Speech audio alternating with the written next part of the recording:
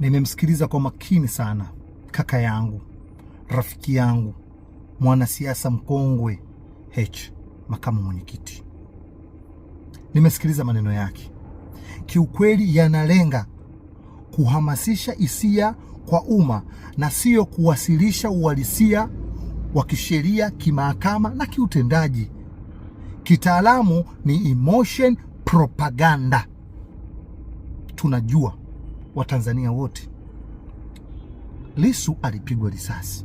Hakuna Mtanzania alifurahishwa na hicho kitu.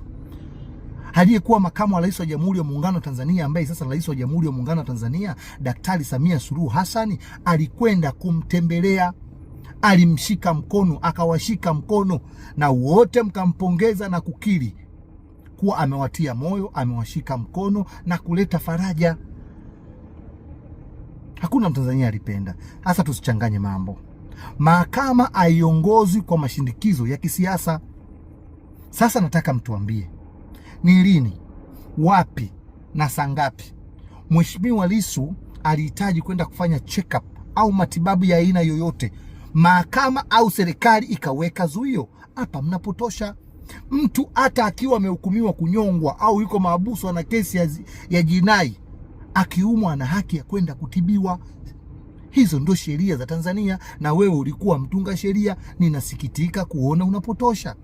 Sasa tuambie Watanzania tujue kwamba Lissu tarehe fulani, muda fulani, alihitaji kwenda kufanya check up fulani, matibabu fulani. Nyaraka hizi hapa, serikali na mahakama ilikataza. Acheni kupotosha umma na kauli zenu ambazo mimi nataka hivi, sipokuwa hivi itakuwa hivi. Nini mnachoshindikiza?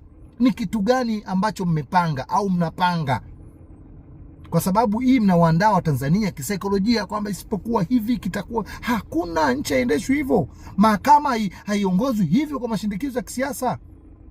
Tuache emotion propaganda, tuache sheria ifate mkondo wake. Tusipotoshe umma. Watanzania tuwe makini. Tusiongozwe na hisia, bali tutafute uhalisia, tutafakari. Tusiongozwe na emotion propaganda, tutafakari.